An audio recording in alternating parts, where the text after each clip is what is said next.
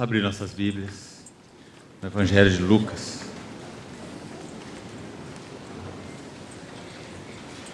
Lucas, capítulo 3.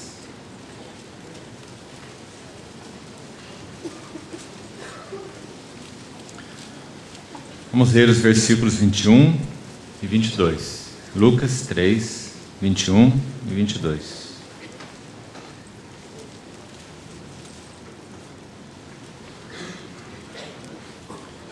E aconteceu que, ao ser todo o povo batizado, também o foi Jesus.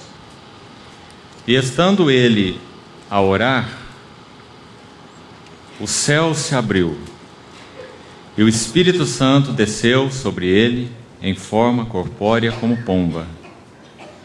E ouviu-se uma voz do céu: Tu és o meu Filho amado, em ti me comprazo.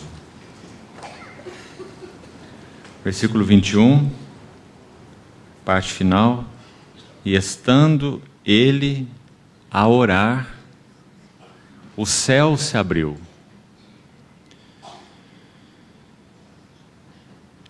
Irmão, nós não teríamos nenhuma confiança da parte de Deus se nós de alguma maneira fôssemos usar as Escrituras para nos distrair, para o nosso entretenimento. Porque Deus tem um compromisso de nos abrir as Escrituras para nos falar algo mais da glória da pessoa e obra do seu Filho, e somente isso. Esse fato no batismo do Senhor Jesus é um princípio espiritual. Deus sempre há de abrir os nossos olhos, abrir as Escrituras com um motivo. O mesmo motivo pelo qual nós estamos reunidos aqui. Se houver qualquer outro motivo alojado em qualquer coração, não haverá possibilidade de encontrarmos essa resposta ao desejo do coração de Deus. Qual é o desejo do coração de Deus? Abrir os céus, espiritualmente falando, e revelar-nos algo mais das glórias pessoais e da glória da obra do nosso querido Senhor Jesus. Então, para que nós tenhamos um ajuntamento correto, adequado, esse deve ser o nosso coração. Assim começa o livro de Lucas, por exemplo, o Evangelho de Lucas. Assim termina o Evangelho de Lucas, no capítulo 24, quando o Senhor está ressuscitado, caminhando com aqueles discípulos no caminho de Emaús. Quando ele parte o pão e se dá a conhecer a eles, a palavra diz que ele lhes abriu o entendimento. Os irmãos se lembram? Lucas 24, 44. Ele lhes abriu o entendimento para que pudessem compreender plenamente as Escrituras. E ali está especificado tudo que dele mesmo, nosso amado Senhor Jesus, tudo que dele estava escrito na lei, nos profetas e nos salmos. A lei, o Pentateuco, todos os profetas e os salmos. Tem uma só mensagem, um só foco. E esse foco é o Filho do seu amor. Então, vamos tomar de início esse texto e vamos orar, para que as nossas motivações sejam adequadamente colocadas diante do Senhor. Nós só queremos ver Cristo. Nós não teríamos nenhuma chance de entrarmos em detalhes específicos a respeito do tabernáculo em 4 mensagens. Nós teríamos que abordar panoramicamente para que nós vejamos algo da glória desse Cristo, revelado ali na instituição do tabernáculo. Porque esse foi o propósito de Deus ao instituir o tabernáculo. Nós vamos ver. Então, em primeiro lugar, antes de iniciarmos esse assunto, vamos orar como igreja, vamos orar coletivamente. Vamos pedir ao Espírito Santo que ordene a motivação do nosso coração. O que nós queremos nessa noite? Ou o que deveríamos querer? Nós deveríamos querer um céu aberto. E uma testificação de visão, de entendimento, de revelação espiritual a respeito do único motivo de Deus. Se nós temos outro, essa é a divisão do nosso coração. Esse é o nosso problema. Mas Deus tem um motivo, um único motivo. Este é o meu Filho amado. e nele eu tenho todo o meu prazer. Se esse é o nosso motivo, nós podemos contar com um céu aberto de sabedoria e entendimento espiritual para os nossos corações individualmente. Essa é a garantia de Deus, porque essa é a finalidade das Escrituras. Mas infelizmente, e digo isso com dor no meu coração, o povo de Deus tem se distraído com as Escrituras. As Escrituras têm sido objeto de pregação com textos usados sob pretextos e fora dos contextos. Mas as Escrituras têm um motivo: nos falar de Cristo, nos falar de Cristo, nos falar de Cristo, para que o nosso coração seja atraído e possamos correr após Ele. Porque esse é o propósito de Deus: transformar-nos de glória em glória na sua própria imagem. Então vamos orar a respeito desse assunto. Pai, nos ajuda em nome de Jesus, que esse momento gasto em torno da Tua Palavra seja realmente focado segundo o foco do Teu coração. Abre as Escrituras para nós, Senhor. Nós te pedimos isso porque pelo Espírito o Senhor nos tem dado um motivo no nosso coração. Nosso motivo é ver mais do nosso amado Senhor Jesus, para que segundo a sua imagem nós possamos ser transformados de glória em glória. Tem misericórdia de nós. Assiste-nos, concede-nos tudo de que precisamos nessa reunião em torno da Tua Palavra. Espírito de sabedoria e de revelação no pleno conhecimento de Ti. Te pedimos isso confiadamente. Em nome de Jesus. Amém. Vamos abrir então nossas Bíblias no livro de Hebreus. Hebreus capítulo 3.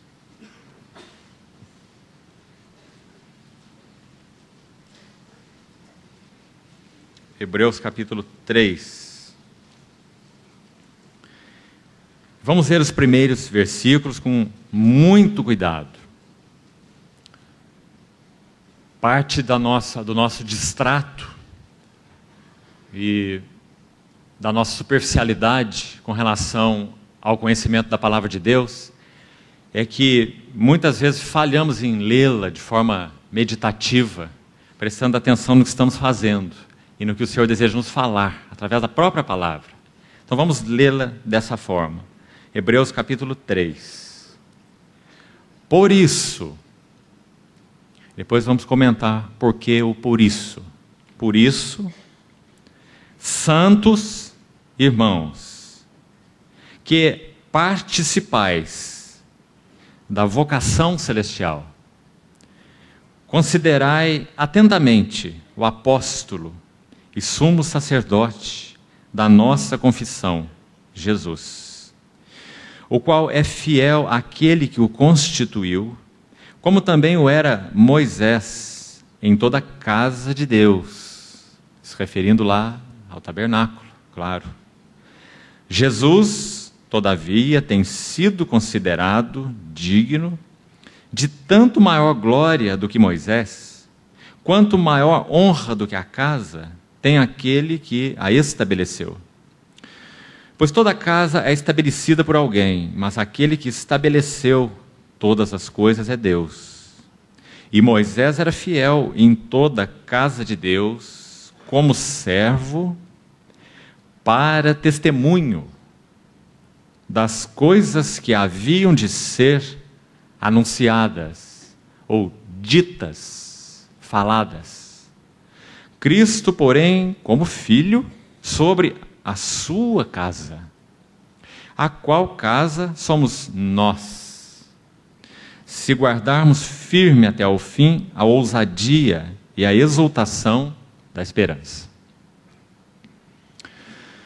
Irmão, que livro é essa epístola aos Hebreus? Quão singular é esse livro em todo o Novo Testamento? Quanto ele mostra essa glória pessoal do Senhor Jesus, sua pessoa e sua obra, de uma forma tão singularizada em todos os livros do Novo Testamento. E é interessante que no capítulo 1 do livro de Hebreus, se você observar como ele se inicia, ele começa falando sobre a glória pessoal do Filho, o Filho. Havendo Deus outrora falado muitas vezes, e de muitas maneiras aos pais pelos profetas. Nesses últimos dias, ele nos falou pelo Filho. Os irmãos compreendem que o Filho é o falar final, o Filho é o falar completo, o Filho é o falar definitivo de Deus. Irmão, tome muito cuidado.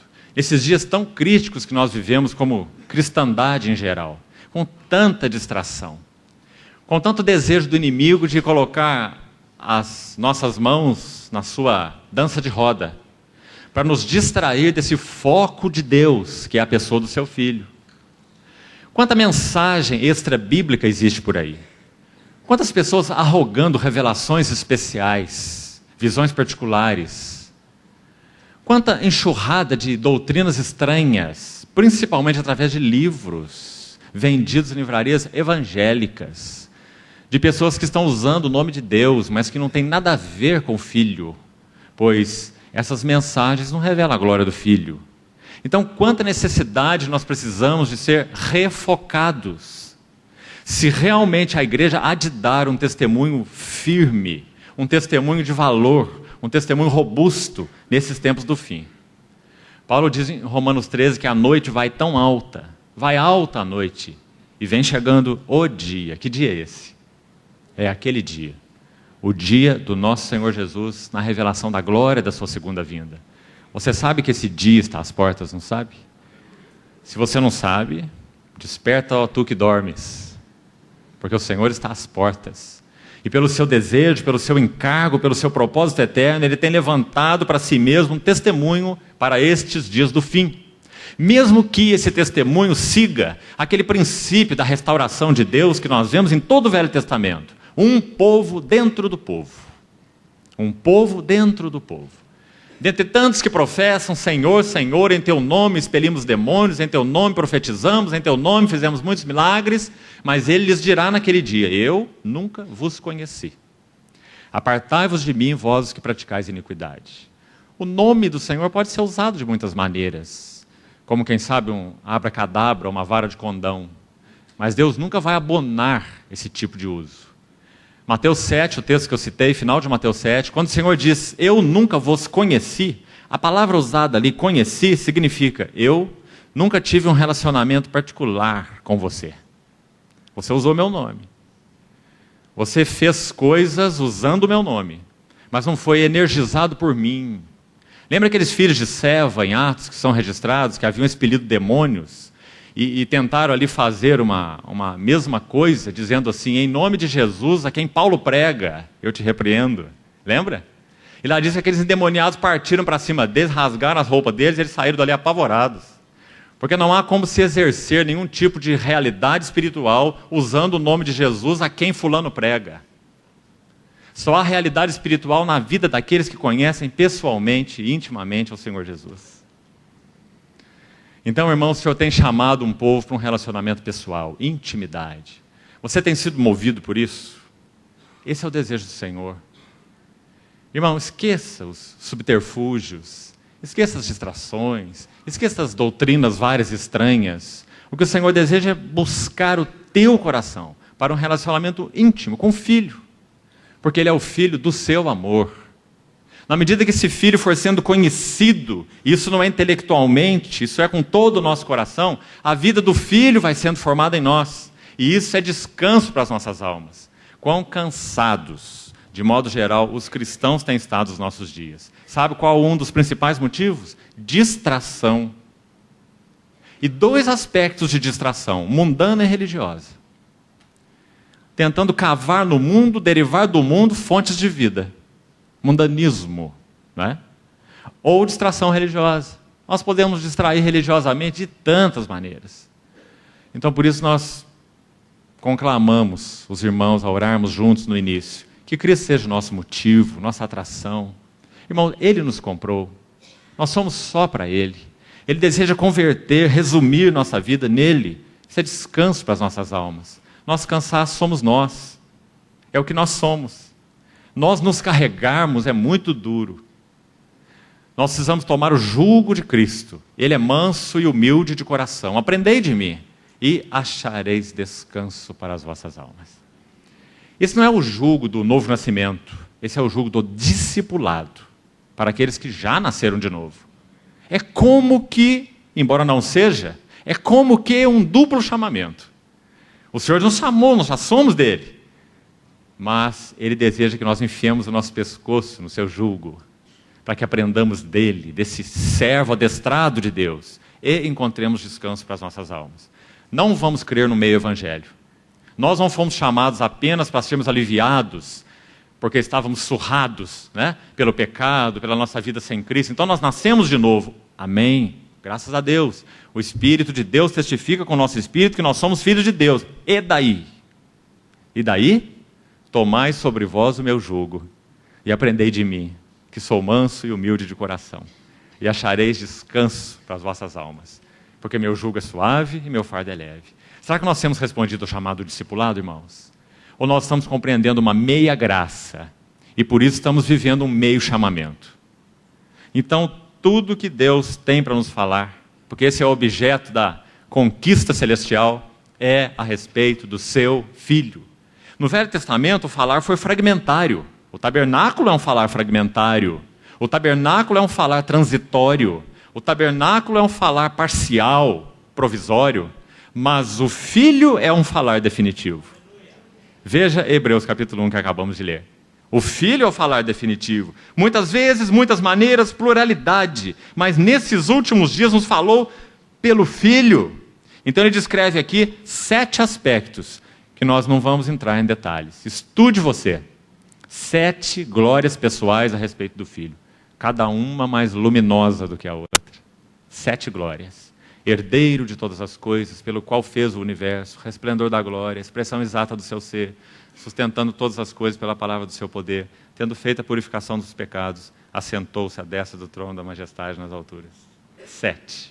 7 glórias pessoais a respeito do Filho. Cada uma delas é motivo para uma noite de meditação. Então que o Senhor nos ajude a ver a glória, a profundidade desse tesouro. Paulo diz em Efésios 3, versículo 8, que ele foi chamado para pregar entre os gentios o evangelho das insondáveis riquezas de Cristo. Esse é o nosso Cristo.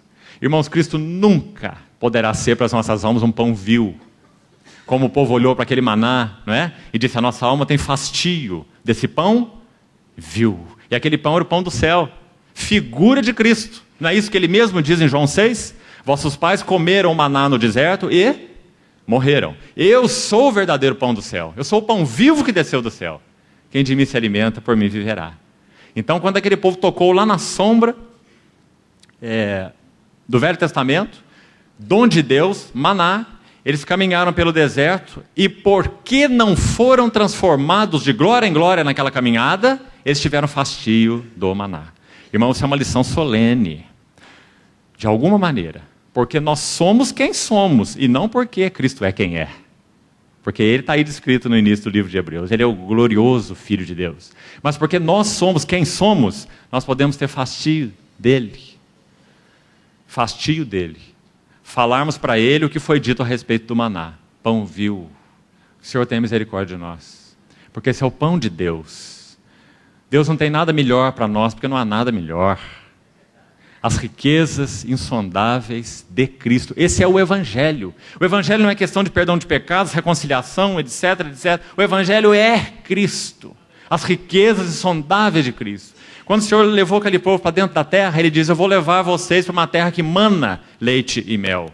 Precisaram de uma frente e outra atrás com uma vara esticada para carregar um cacho de uva.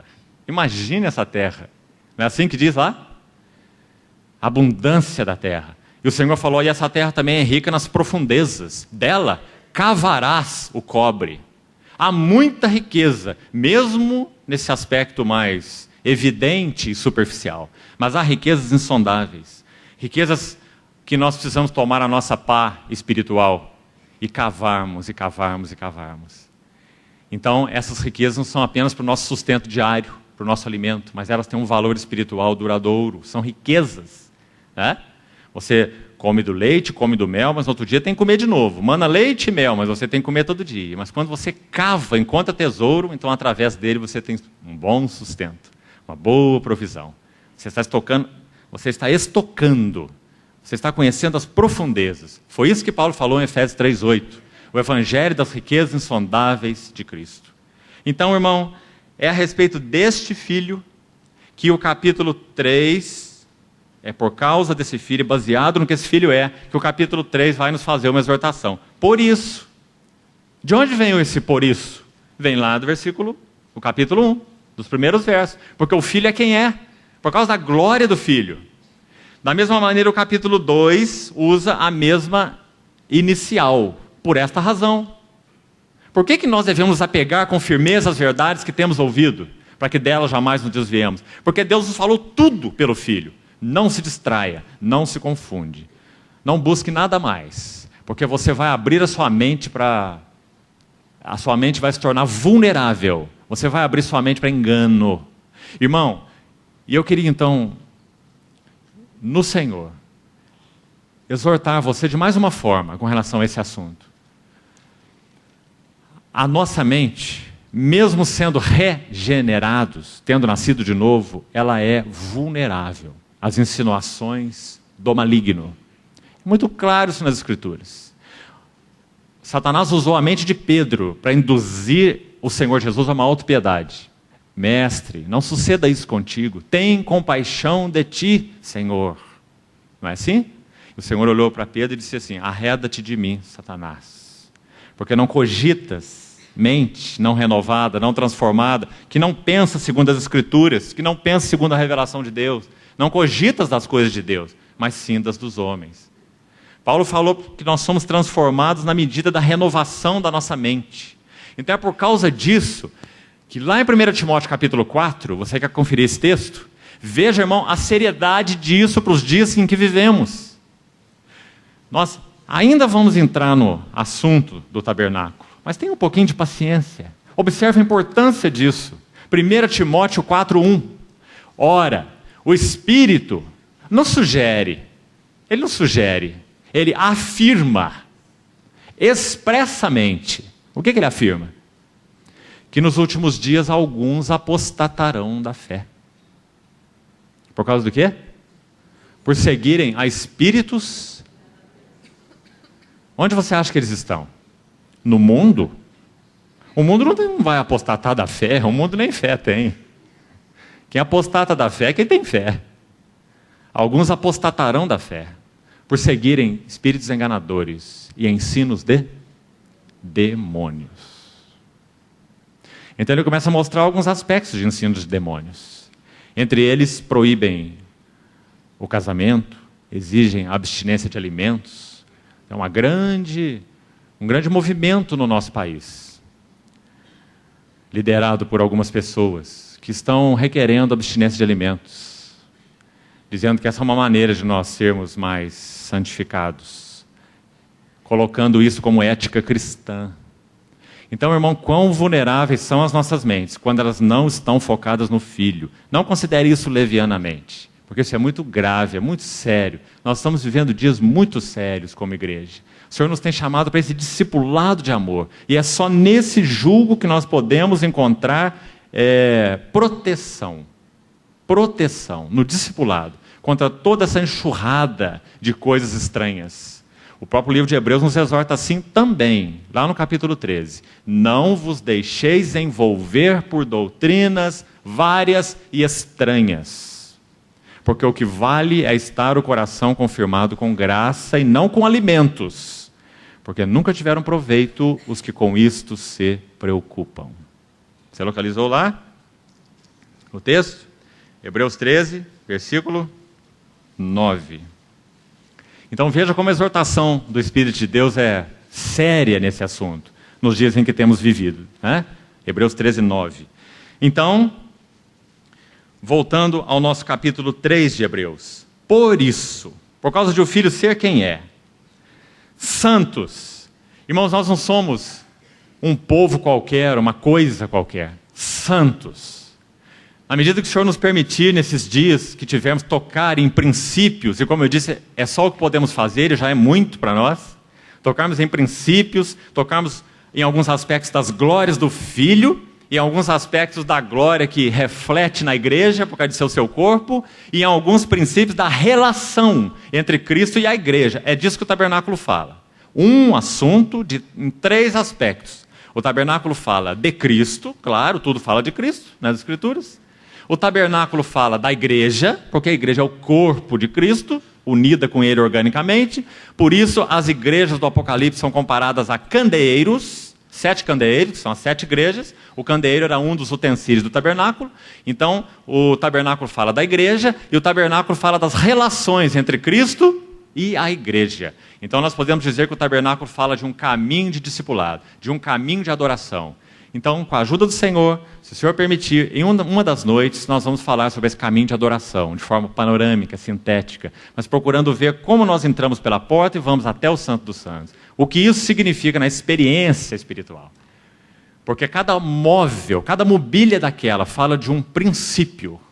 O altar, a pia, o candeeiro, a mesa, o altar de incenso, a arca da aliança. Princípios do nosso relacionamento progressivo em Cristo com Deus. Da purificação para a iluminação, para a união.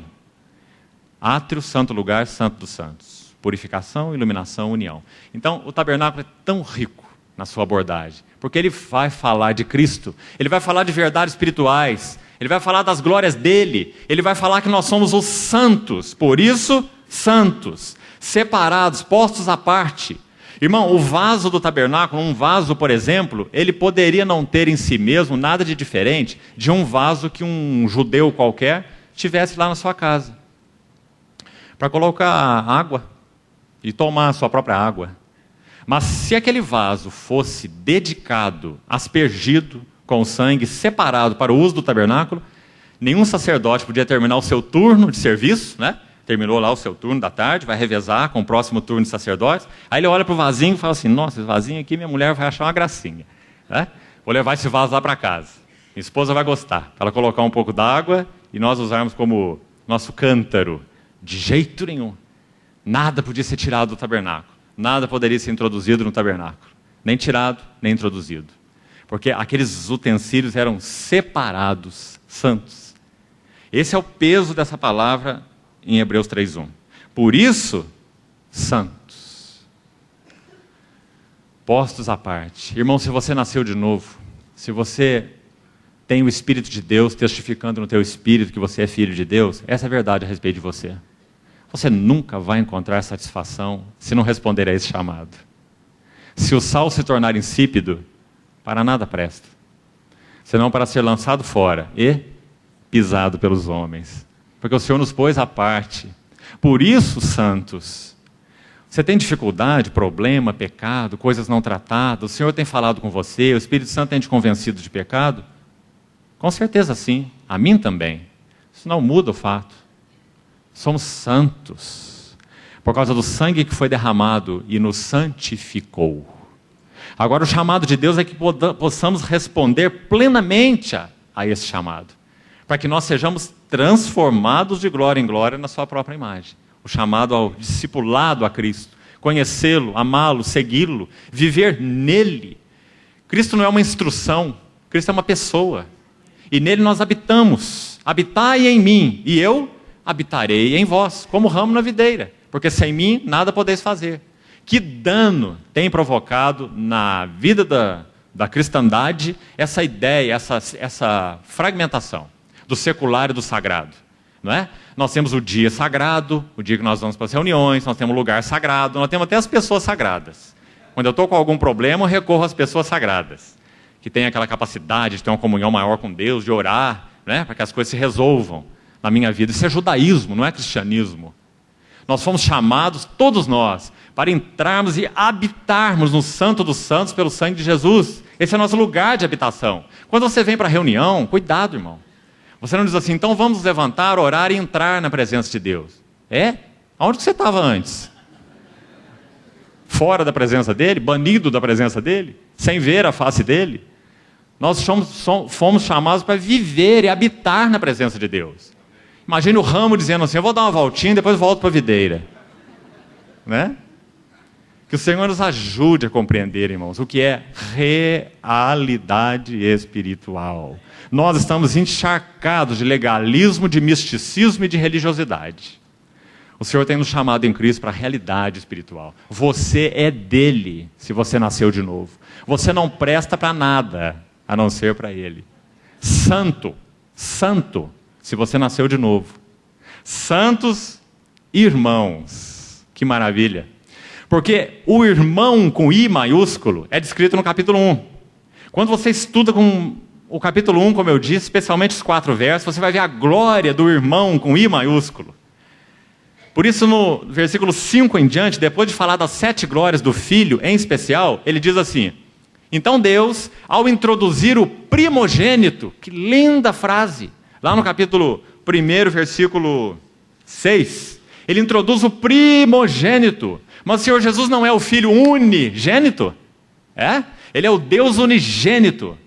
Mas quando ele foi introduzido no mundo, o Verbo se fez carne e habitou entre nós. Então, nos propósitos eternos de Deus, o grão de trigo caindo em terra, encarnação. O Verbo se fez carne. O grão de trigo caiu em terra, mas não só isso. Ele morreu.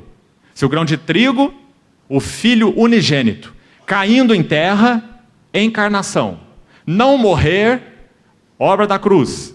Fica ele só.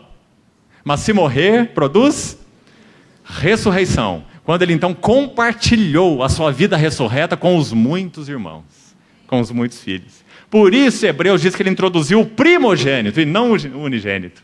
Porque o livro de Hebreus vai falar o que esse primogênito fez. Ele já começa no capítulo 3 dizendo que o primogênito é o apóstolo. O primogênito é o sumo sacerdote da nossa confissão. E o livro vai abrir isso para nós de uma maneira inigualável. Quem é o apóstolo? Quem é o sumo sacerdote? Então ele diz, por isso, santos irmãos. E se você olhar o contexto aí atrás, capítulo 2, verso 14, visto, 2,14, que os filhos somos nós. Os filhos têm participação comum de carne e sangue. Você, eu, nós somos carne e sangue. Destes, igualmente, ele, o primogênito que foi introduzido no mundo, ele também participou. Jesus não teve uma aparência humana. Ele foi homem, com espírito humano, alma humana e corpo humano. Homem em tudo semelhante aos irmãos. É o que diz o versículo 14. Os filhos têm participação comum de carne e sangue destes. Ele também participou. Para que por sua morte destruísse aquele que tem o poder da morte. A saber, o diabo. E livrasse a todos aqueles pelo pavor da morte estão sujeitos à escravidão por toda a vida. Aí ele vai dizer que ele não socorre a anjos, mas socorre a descendentes de Abraão. E ele vai mostrar quem é esse nosso irmão. Ele diz assim, naquilo que ele mesmo sofreu, tendo sido tentado. É poderoso para socorrer os que são tentados. Por isso, foca. A palavra considerai, que aparece aí em Hebreus 3:1, é tirada da linguagem astronômica. Siderar, espaço sideral, considerar. De sideral. Significa você fixar o teu telescópio para estudar exaustivamente um astro ou uma estrela. Linda a linguagem, né? Considerai, não tira o olho, não se distraia. Considerai atentamente. Quem? O apóstolo e sumo sacerdote da nossa confissão, Jesus. Por isso, lá em Coríntios, capítulo 2, 2 Coríntios 3,18, Paulo diz que considerando, contemplando como por espelho a glória desse Senhor, somos transformados de glória em glória na sua própria imagem. Não é assim? Então, santos irmãos, que participais da vocação celestial, cada palavra aqui é cheia de riqueza.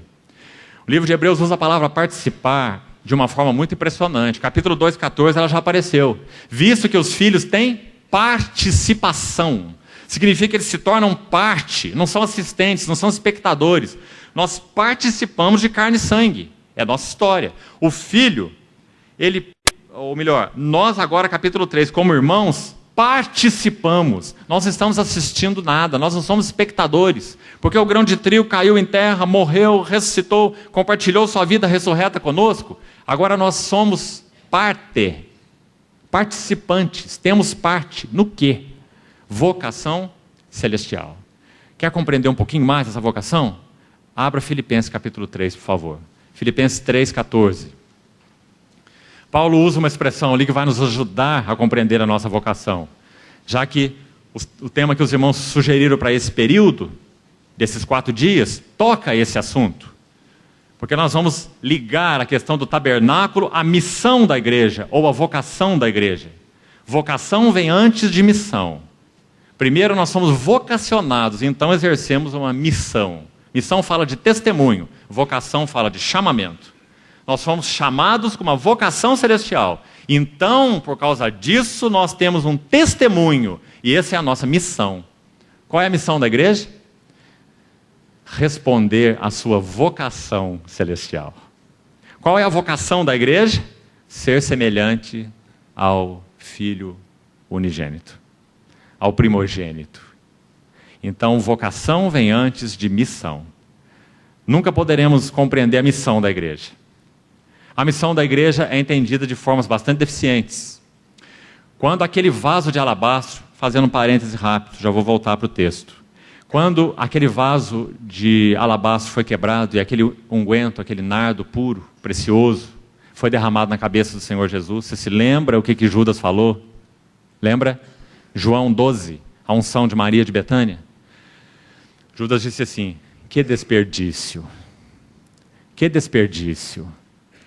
Esse perfume é tão caro, podia ser vendido por muitos denários, 300 denários. E podíamos fazer muita obra para os pobres. Foi isso que Judas disse. Irmãos, a missão da igreja não é filantrópica. Há um aspecto da missão da igreja que inclui essa questão de atender aos necessitados. Que bom quando a igreja atua nessa área. Que bom, muito bom. Mas essa não é a vocação central da igreja. Ela faz porque isso é parte da resposta a essa vocação. Nosso Senhor Jesus também fez. Curou enfermos, não é? Expeliu demônios. Tratou com misericórdia as pessoas. Não fez? Mas ele disse, na medida que ele ia se encaminhando para a cruz, se o grão de trigo caindo em terra não morrer. Ele podia curar todos os enfermos da face da terra. Iriam todos saudáveis para o inferno. Se ele não morresse, ele não podia lidar com os nossos pecados. Não é? Então a vocação da igreja é responder a esse chamado de Deus. E, consequentemente, a missão da igreja, sim, ela atinge um leque razoável de objetivos. Mas ela é focada na vocação celestial.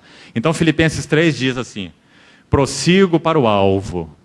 Paulo diz: eu não alcancei a perfeição. Reconheço que ainda não respondi tudo que eu poderia responder a esse chamamento. Porque essa nossa vida, até a morte, é pequena para darmos uma resposta total.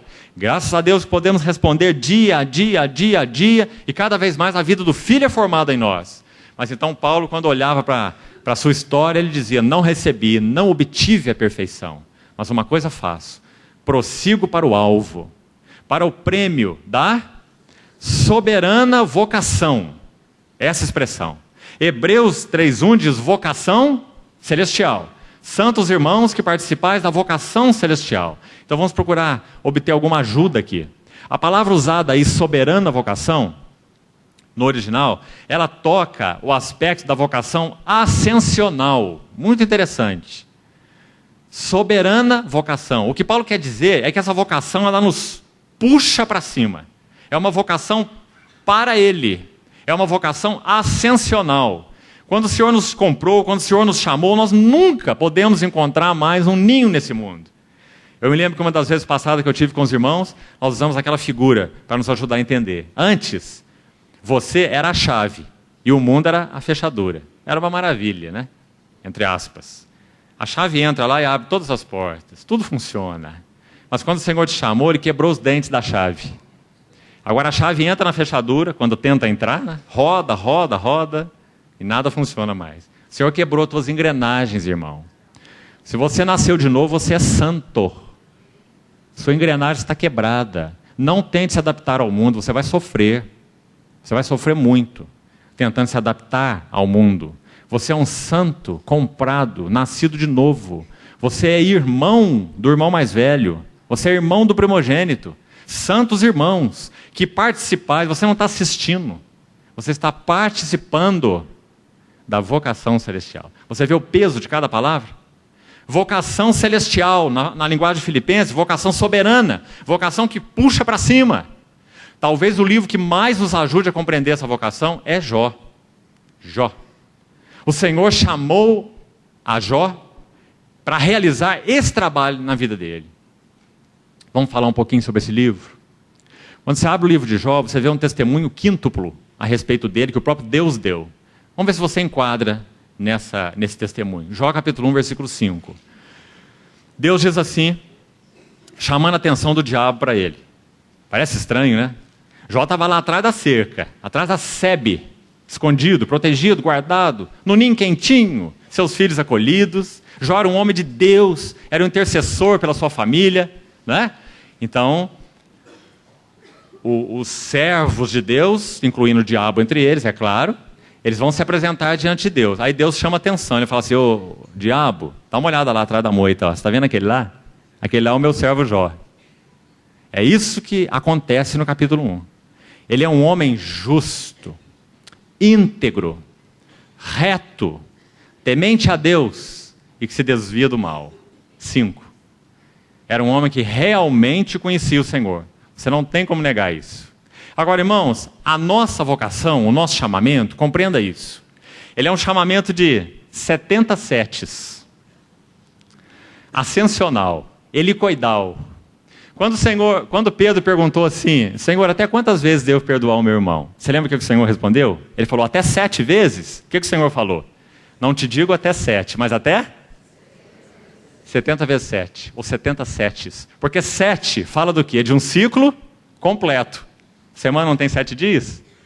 Mas o Senhor falou, não te digo 7, mas 70 setes.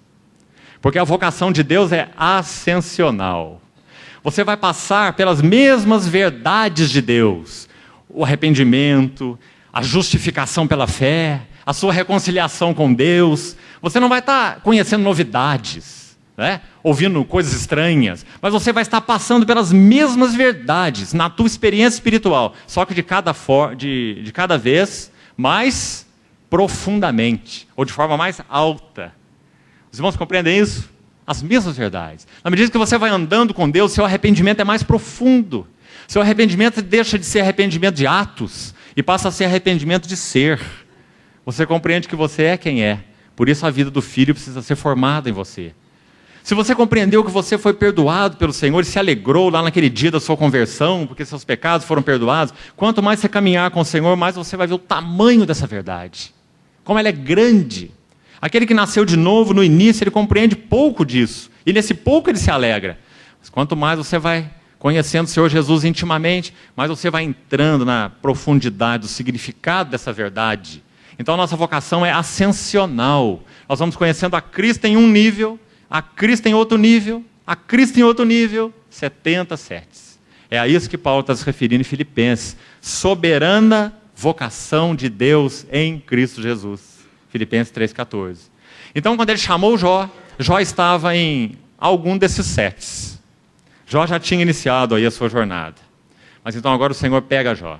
Porque, irmão, num trabalho inicial, na nossa história com o Senhor, nós somos cativos de nós mesmos. Não há como se desprender desse cativeiro, a não ser que nós sigamos ao Senhor, conheçamos ao Senhor intimamente, não apenas como aquele que nos regenerou no passado, mas aquele que é o nosso discipulador, aquele que nós andamos com Ele, tomamos o seu jugo. Então, qual o problema de Jó? O seu ego, o nosso problema. Nós somos quem somos, e esse é o nosso maior problema. Quando o Senhor nos chamou, Ele nos perdoou, Ele nos garantiu que estaremos diante dEle por toda a eternidade, mas nós vamos ter que carregar nessa vida esse monstro chamado ego. Ou será que a salvação inclui libertação do eu? Inclui libertação do eu. Agora, o irmão já disse certa vez que a questão do eu, ou do orgulho, ela é tão delicada, que quando nós vamos seguindo o Senhor e o orgulho cai, o eu ainda fica em pé. Porque ele é tão resistente, né? E nós nunca, na verdade, podemos ficar livre dele enquanto estivermos nessa terra. Mas nós podemos conhecer mais o Senhor, até aprendermos a viver nele. Porque sem mim, nada podeis fazer. O ramo na videira, habitai em mim, eu habitarei em vós. Então, meu irmão, o Senhor nunca vai conseguir encher um vaso cheio. Ele só enche um vaso vazio. Então, quando ele chamou Jó, Jó era o vaso cheio. Então, ele usa um servo chamado Satanás para que trabalhe na vida de Jó debaixo da soberana permissão e controle, limitação de Deus. Então, primeiro ele diz, toca nos seus bens. E os irmãos sabem muito bem o que acontece no capítulo 1. E Jó não blasfema contra Deus. Depois tem a segunda etapa. Então tem de novo Satanás se apresentando a Deus e dizendo assim, deixe que eu toque na pele dele, e você vai ver que ele vai blasfemar contra ti, o diabo falando ao Senhor. Então o Senhor dá uma nova permissão, está dizendo, pode tocar na pele dele, mas você não vai tirar a vida dele. Controle, a limitação do único Deus soberano. Então Satanás volta lá e Jó é tomado de todas aquelas chagas pelo seu corpo, e raspa o seu couro com um caco de telha, como ele diz, né? Então, diz a palavra que em tudo isso Jó não blasfemou. A crise está terminada. Jó era uma lagoa serena. Quando ele passou por essa crise, se assentam 3 amigos do lado dele. E fazem o melhor possível. E de início, eles ficam quietos durante 7 dias. O que eles iam falar diante dessa situação? Eles são amigos de Jó. Então eles ficam calados diante de Jó 7 dias. E depois sabe o que eles começam a fazer? Jogar pedra numa lagoa. A lagoa estava ali calma. Então vem primeiro lá o Bildade e o Elifaz e joga a pedra na lagoa. Aí a lagoa começa a ficar tumultuada, né? Então você vai ver Jó começar a murmurar.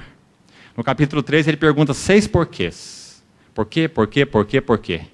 Porque ele não compreende esse chamado de Deus. Mas irmão, esse chamado não está ligado à nossa compreensão, esse chamado está ligado aos propósitos eternos de Deus.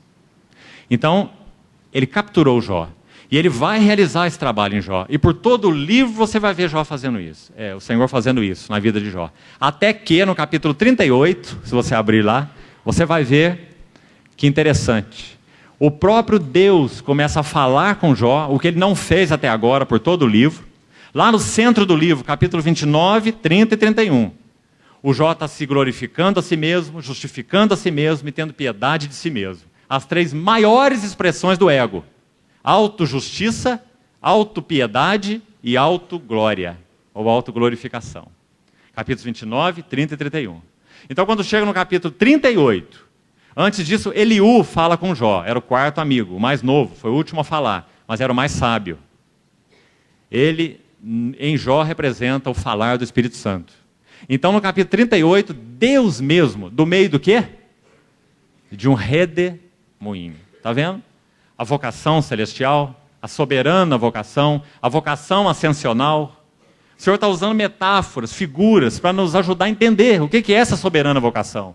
Ele quer nos tirar de um nível de conhecimento dele para níveis muito mais altos de conhecimento dele e de conhecimento de nós mesmos, ao mesmo tempo.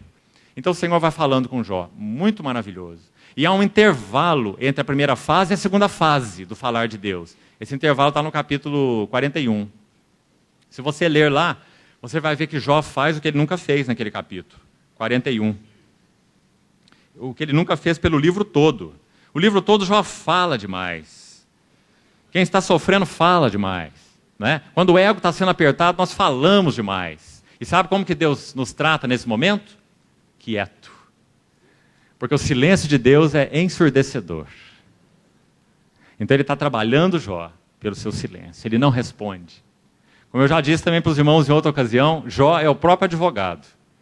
Ele diz que já encaminhou muito bem a sua causa para se defender, mas Deus não vem assentar no banco dos réus. Deus não vem para o tribunal. E ele fala lá no livro, eu já tenho bem encaminhada a minha causa, que o Todo-Poderoso se defenda. E o Todo-Poderoso está quieto e deixando o Jó se debater. Defender do quê? Ele é o Deus soberano, tem um propósito determinado. Então no capítulo 40 e não 41. No capítulo 40, versículo 3, depois que vem a primeira leva de perguntas, aquele questionário de Deus para Jó, que Jó não consegue sequer se mover para tentar responder, ele vai mostrar sua onisciência. Ele vai falar, Jó, o sábio sou eu. Jó, o poderoso sou eu. Jó, aquele que faz e conhece todas as coisas sou eu. Você sabe como que se dá a geada? Você sabe para onde que o vento vai? Você sabe como caminha o relâmpago? Ele vai fazendo perguntas para Jó, que Jó deve ter enfiado sua cabeça que nem avestruz, né? Lá na terra. Aí no capítulo 40, versículo 3, então Jó respondeu ao Senhor e disse. Disse o quê? Ah, não foi isso que ele falou no início do livro. Muito pelo contrário. Ele falou, sou digno. Nenhuma viúva passou fome na minha porta. Nunca deixei de acudir nenhum órfão. A palavra diz que quando Jó saía na praça, os moços se retiravam de vergonha. Aquele homem era tão nobre. E diz a Bíblia que os príncipes colocavam a mão na sua boca. Quando Jó ia falar, era quase que a voz de um anjo no meio daquele povo. Esse era o problema do Jó. Não é? Egocentrismo, sua justiça, sua glória. Então, ele disse, sou indigno. Que te responderia eu? Ponho a mão na minha boca. Uma vez eu falei e não replicarei. Aliás, 2 vezes, porém eu não prosseguirei. Muito linda essa colocação aqui. Sabe por quê? Deus só vai fazer uma nova rodada de trato na vida de Jó se ele respondesse a primeira. Sabe o que o Senhor quer de nós? Levar-nos a esse ponto. Você já chegou aí? Sou um indigno. Sou um indigno. Para que o seu discipulado caminhe, para que mais da glória de Cristo seja formada em você, você precisa passar aí, chegar à conclusão da primeira rodada, para que o Senhor possa dar a segunda rodada. Na segunda rodada ele compara Jó a 2 animais, hipopótamo e o crocodilo. E esses 2 animais falam do que Jó era nele mesmo. Ele fala, Jó, olha lá, capítulo 40, versículo 15. É interessante demais esse verso, irmão. Capítulo 40, verso 15. Jó, contempla o hipopótamo que eu criei contigo. Que versículo estranho. Parece que quando Deus criou o hipopótamo, ele criou Jó junto. Foi Jó e o hipopótamo. O hipopótamo eu criei contigo. Ele quer dizer, Jó, olha para o hipopótamo, bastante, olha lá, é você. Está vendo o lombo dele? Você consegue passar uma rasteira nele? Olha lá as pernas dele, parece tubo de bronze. Ele se apoia em cima daquilo e ninguém derruba esse homem. Por isso no capítulo 1, quando vai falar quem Jó era, lá no capítulo 1 diz assim, ele era o maior do Oriente. Lembra-se dessa expressão? O maior do Oriente. Hipopótamo. Esse era o Jó. Justiça própria. Confiava nele mesmo. Embora ele fosse de Deus. Todo esse trabalho que Deus fez na vida dele é porque ele é de Deus. Não é? Está muito claro lá no início. Então Jó, olha lá o hipopótamo que eu criei contigo, que come erva com o boi. A sua força está nos seus lombos. Olha aí. Como Jó. Na sua glória, na sua virtude. Não é? O seu poder está nos músculos do seu ventre. Ele endurece a sua cauda como um cedro, e os tendões das suas coxas estão entretecidos. Ninguém passa uma rasteira nesse homem. Ninguém podia acusar Jó de nada. Justo, íntegro, perfeito, reto, temente a Deus. Né? Como diz o capítulo 1. Os seus ossos são como tubos de bronze, o seu arcabouço como barras de ferro. Ele é obra-prima dos feitos de Deus. Se você ler o capítulo 1, versículo 3, você vai ver que Jó era uma obra-prima, lá no capítulo 1, versículo 3. Por causa de ser quem ele era, aquele homem justo, reto, temente a Deus, sacerdote no seu lar, o maior do Oriente. Então você relaciona o capítulo 40, verso 19 do hipopótamo, com o capítulo 1, versículo 3 do Jó. Então ele vai mostrando, e depois no capítulo 41 ele entra no crocodilo. Outro animal. Ele vai comparar Jó com o crocodilo também. O que ele quer falar do crocodilo? No que o Jó parece crocodilo? No que nós parecemos crocodilo? Capítulo 41, versículo 12. Veja lá. Não me calarei a respeito dos seus membros, e nem da sua grande força, e nem da graça da sua compostura. Está vendo? Esse é Jó. Você lê o livro de Jó, você vai ver que é ele, a graça da sua compostura. Que homem era esse Jó?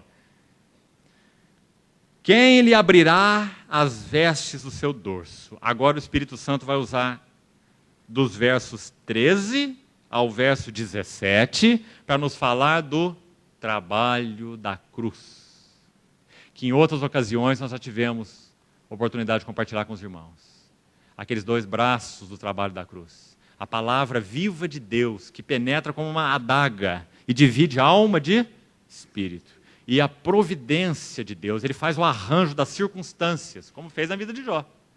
Para que esse arranjo circunstancial, quando nós nos dobramos a ele, reconhecendo os caminhos de Deus, ele trabalhe sobre as nossas vidas o caráter de Cristo. Palavra e providência trabalham juntos. A palavra viva e eficaz, Hebreus 4,12, e os caminhos de Deus para conosco. Tem um só propósito, transformar-nos na imagem de Cristo. Então, quando ele fala sobre o crocodilo, lá no capítulo 41, ele diz assim: quem lhe abrirá as vestes do seu dorso? Esse é o trabalho da palavra de Hebreus 4:12. Ou lhe penetrará a couraça dobrada. Essa é uma figura do nosso eu, nosso ego. Não é só uma couraça, é couraça dupla. Nós sofremos um golpe e a couraça não está aberta ainda. Tem que sofrer mais um golpe no mesmo lugar, para que a couraça rache. Então, versículo 14. Quem lhe abrirá as portas do seu rosto? Pois em roda dos seus dentes está o terror. Lembra que eu disse? O texto cita que quando Jó saía e falava nas praças, os jovens iam embora, os príncipes põem a mão na sua boca, os nobres ficavam calados, porque em volta dos seus dentes está o terror. Aquele homem vivia uma vida irreprovável, irrepreensível. Depois no verso 15, as fileiras das suas escamas são o quê? Não tem como ser mais claro. As fileiras das suas escamas são o seu orgulho. Por isso o Senhor está trabalhando com Jó. Por causa desse monstro. Que quando cai ainda fica o O em pé. Né? As camas, as fileiras das suas escamas são o seu orgulho. Observa o próximo verso. Cada uma dessas escamas bem encostada, como por um selo que as ajusta. A tal ponto uma se chega à outra que entre elas não penetra nem o ar. Sabe, irmãos, quando nós ficamos entregues a nós mesmos, nós morremos de asfixia. Não entra nem o ar. Eu. Não entra nem o ar. Mas o trabalho da cruz, a palavra de Deus, a providência de Deus, racha essa casca. E quando racha essa casca, a vida que está lá dentro é liberada.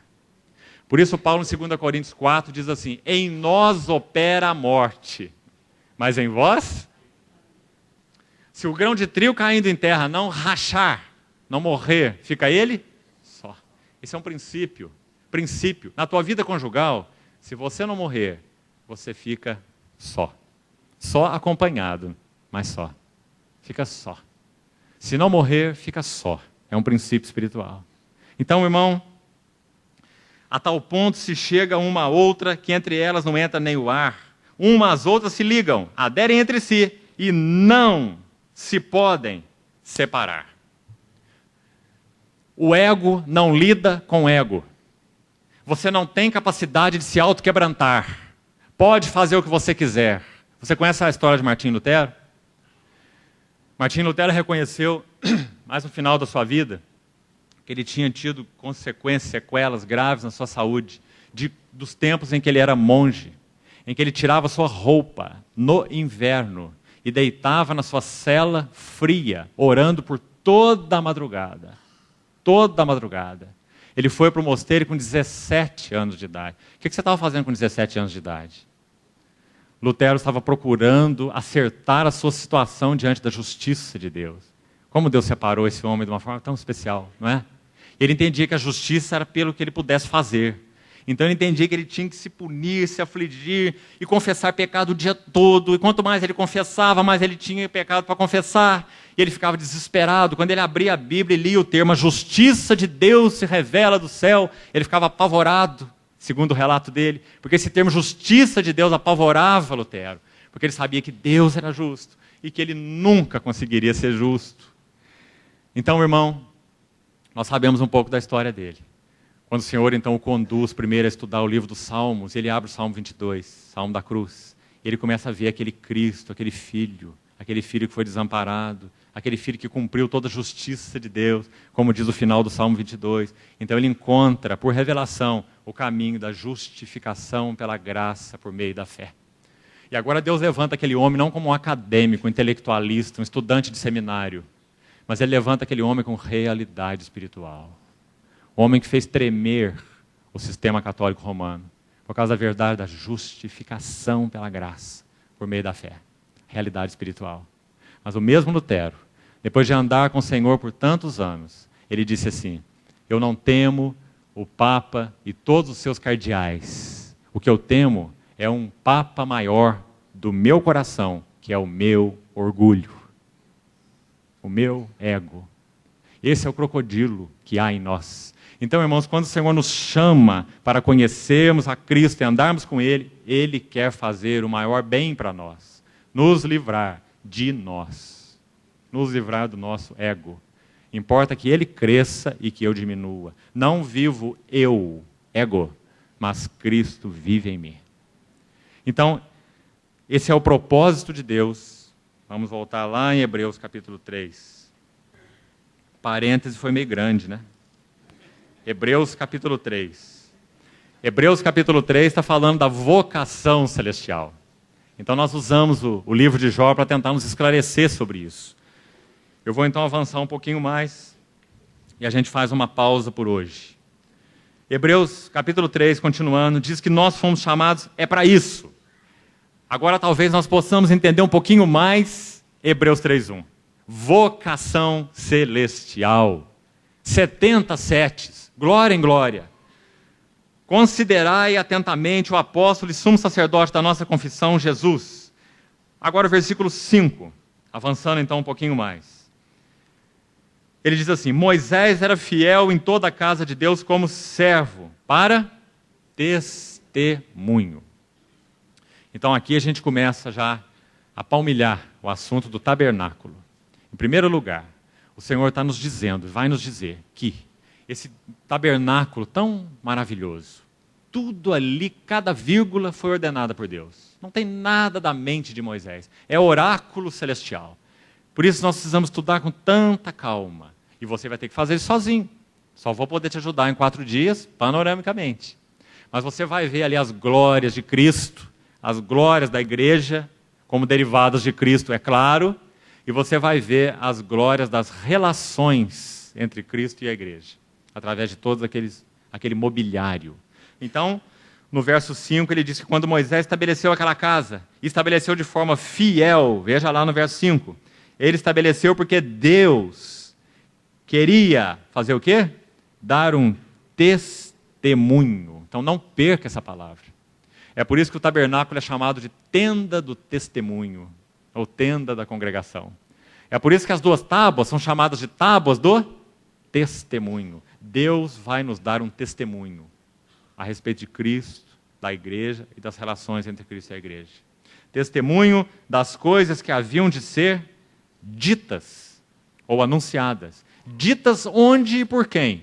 Hebreus capítulo 1, os primeiros versículos. Ditas no Filho, ditas pelo Filho, de forma final, de forma completa. Né? Então agora vamos no capítulo 9 ainda de Hebreus, rapidamente. Capítulo 9 de Hebreus, e nós já vamos concluir por hoje essa introdução. E amanhã nós entramos no capítulo 25 de Êxodo, para estudarmos então um pouquinho do tabernáculo. Hebreus capítulo 9 diz assim,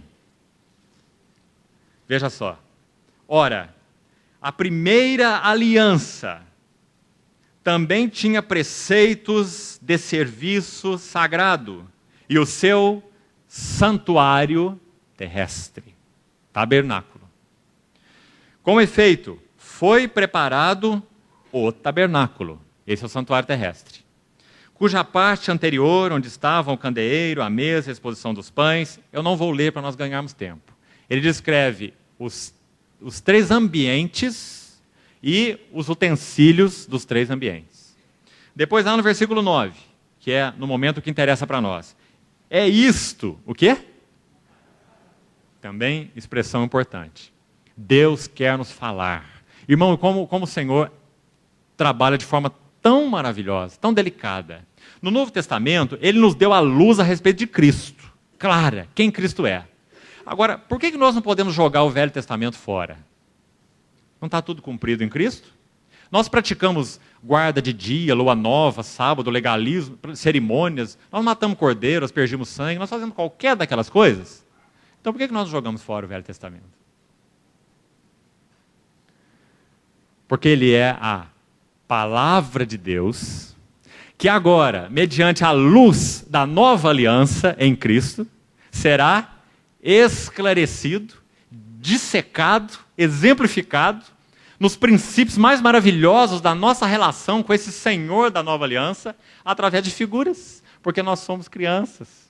Assim como o Senhor Jesus, quando instruía os seus discípulos, ele falava por meio de parábolas, para que eles pudessem compreender a linguagem celestial. Um dos motivos do Espírito Santo ter guardado para nós o maravilhoso Velho Testamento é porque nós somos crianças e precisamos ouvir a linguagem das parábolas, para que nós possamos compreender os mistérios do reino dos céus. Não é isso que o Senhor fala em Mateus 13? O semeador saiu a semear, e depois conta a outra parábola, e a parábola da rede, e a parábola do fermento, porque a vós outros será dado conhecer os mistérios do reino, a vós, meus filhos, mas ao mundo não. Mas a vós, através dessa linguagem parabólica e metafórica, vocês vão compreender o que eu quero dizer espiritualmente. Vocês vão compreender celestialmente. Então, quando nós andarmos pelo tabernáculo, nós vamos compreender o caminho do crescimento espiritual. Nós vamos compreender o caminho da adoração, porque o Senhor vai usar a linguagem para a criança através do tabernáculo. Que coisa bonita, irmãos. Quanta misericórdia da parte do Senhor ter feito isso conosco, né? É isto uma parábola. O tabernáculo é uma parábola. Para a época, presente. Não é para os que estavam lá. Os que estavam lá fizeram o seu serviço sagrado, era tipo, era necessário, ia se cumprir. Mas a parábola é para nós. É para a época presente. E segundo essa, se oferecem dons ou dádivas, né, sacrifícios incruentos, sem sangue, chamados aqui de dons. Como também sacrifícios, aqui então, cruentos. Oferta de manjares, oferta que não tinha sangue é chamada de dom. E a outra de sacrifício, as que envolviam sangue. Embora estes, no tocante à consciência, sejam ineficazes para aperfeiçoar aquele que presta culto. Porque era figura, sombra, tipo. E que não passam de ordenanças da carne baseadas somente em comida, bebida, diversas imersões, lavagens, abluções. Palavra difícil aí, né? Abluções. Significa lavagens, aspersões, impostas até o tempo oportuno da reforma. Agora nós vamos ler o verso 11 e 12 e vamos concluir. Quando, porém, veio Cristo. Irmão, tem linguagem mais clara do Espírito de Deus dizer que o tabernáculo é parábola para nos falar de Cristo? O tabernáculo, capítulo 9, verso 1 e 2, é parábola, versículo 9, para nos falar de Cristo, versículo 11. Quando, porém, veio Cristo, como sumo sacerdote, outra expressão aqui, precisa ser entendida com cuidado, dos bens já realizados. Talvez a melhor tradução não seja essa. Seja, dos bens que têm realidade. Dizendo que lá no tabernáculo não havia realidade espiritual, era figura e sombra. Quando, porém, veio Cristo, nele ele trouxe os bens que têm realidade. Lá um sangue era aspergido, mas não tinha a realidade da purificação dos pecados, no sentido de dar paz para a consciência. Porque quando que isso aconteceu? Quando o sangue do Senhor Jesus, o Cordeiro de Deus que tira o pecado do mundo, foi derramado na cruz do Calvário. Então Cristo tem os bens que têm realidade, porque Ele é a realidade. Quantas vezes no Evangelho de João ele disse, em verdade eu vos digo. E lá em João significa, em realidade eu vos digo. Eu sou o caminho, a realidade é a palavra lá, e a vida. Né? Então, quando porém veio Cristo, Ele é o sumo sacerdote dos bens que têm realidade. Está vendo? O cumprimento do tabernáculo. Mediante o maior e mais perfeito. Qual tabernáculo aqui é esse? O corpo físico, humano, material de Cristo. Esse é o maior e mais perfeito tabernáculo. Aquele tabernáculo era uma figura dele mesmo, do corpo dele, da pessoa dele. Né? O corpo de Cristo. Não feito por mãos. Quer dizer, não desta criação. Que maravilha. Como o livro de Hebreus se abre para nós, quando o nosso telescópio é Cristo. Né? Então ele vai dizer, não foi por meio de sangue de bodes, nem de ovelhas, mas foi pelo seu próprio sangue. Que ele entrou no Santo dos Santos. O Santo dos Santos terreno é uma figura do Santo dos Santos celestial. E ele, como Cordeiro de Deus, entrou no Santo dos Santos celestial, tendo obtido uma eterna redenção. Então, irmãos, vamos ficar por aqui hoje. Esse é o assunto do tabernáculo. O que o Senhor tem para nos fazer, para nos ajudar, assim tenho entendido, pelo Espírito, nesses dias, é fazermos algumas abordagens. Acendermos uma luz de um lado, no outro dia acendemos uma luz do outro lado, no outro dia acendemos uma luz pela frente, para que nós vejamos um pouquinho do tabernáculo em geral, panoramicamente, para que nos mostre as glórias do nosso grande Cristo. Nos mostre as glórias derivadas dele para a igreja, que é o seu corpo. E mostre-nos, ajude-nos a ver os princípios espirituais pelos quais nós nos relacionamos com ele em purificação, iluminação e união, Santo dos Santos, propósito para o qual nós fomos chamados. Que os irmãos estejam então diante do Senhor, orando por esses dias, para que o Senhor nos dê um céu aberto e nos fale a respeito do seu Filho, na linguagem do tabernáculo. Vamos então orar. Pai, obrigado, muito obrigado, porque o Senhor nos tornou santos irmãos, participantes da vocação celestial. Senhor, atende a nossa necessidade de que as escamas caiam dos nossos olhos e nós vejamos as glórias do Teu amado Filho. Senhor, nossa oração, uma vez mais, é que durante esses dias nós não estejamos nos divertindo com a Tua palavra, mas estejamos vendo Cristo no tabernáculo. Abra os nossos olhos, abra os céus, para que nós possamos ser cativados pelo Filho do Teu amor. Nós te pedimos isso, confiadamente, em nome do Senhor Jesus. Amém. A mensagem que você acabou de assistir faz parte do Ministério de Comunicação Palavra da Cruz. Temos um grande acervo de estudos bíblicos em áudio e vídeo. Distribuímos também, gratuitamente, o jornal mensal Palavra da Cruz. Entre em contato conosco pelo fone fax 0 operadora 43 3322 3037 ou pelo e-mail com@palavradacruz.com.br. Visite-nos também pelo site www.palavradacruz.com.br. Graça e paz.